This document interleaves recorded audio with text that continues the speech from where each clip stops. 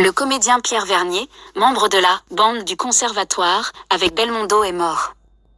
Le comédien rejoint ses amis Jean-Paul Belmondo, Jean-Pierre Mariel ou Jean Rochefort. Le comédien Pierre Vernier, membre de la bande du Conservatoire, dans les années 50 avec Jean-Paul Belmondo, Jean-Pierre Mariel ou Jean Rochefort, est mort mercredi à 93 ans, a appris l'AFP samedi auprès de ses proches.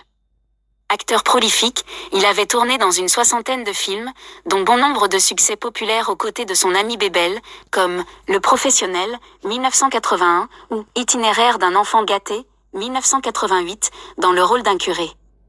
Attention, j'existe aussi sans lui, s'amusait-il à dire en 2001 au sujet de celui qu'il considérait comme la conscience professionnelle incarnée. Pierre Vernier faisait partie de ces comédiens dont le nom n'est pas forcément connu du grand public, mais dont le visage et l'allure, haute stature de gentleman, visage rêveur et mèche brune sur le front, lui sont familiers. Avec Françoise Fabian, il était l'un des derniers membres encore en vie de la bande du Conservatoire, essentiellement formé par des élèves du Conservatoire national supérieur d'art dramatique à Paris au début des années 50. Outre Belmondo, son noyau, elle comprenait notamment Jean Rochefort, Claude Rich, Jean-Pierre Mariel, Bruno Kremer ou Annie Girardot. Du général de Gaulle aux planches des théâtres.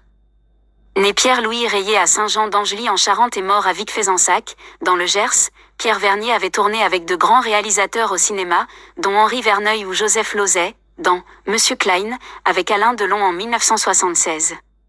Amoureux des chevaux, comme Jean Rochefort, Pierre Vernier était très actif à la télévision.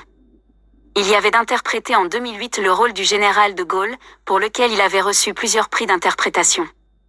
Sur le petit écran, c'est le feuilleton, Rocambole, et le rôle du justicier éponyme qu'il avait rendu célèbre en 1964.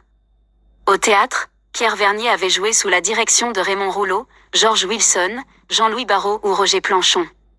Chevalier de l'Ordre national du mérite, officier de l'Ordre des arts et des lettres, Pierre Vernier était très investi jusqu'à la fin de sa vie dans le milieu associatif et caritatif, a souligné son entourage.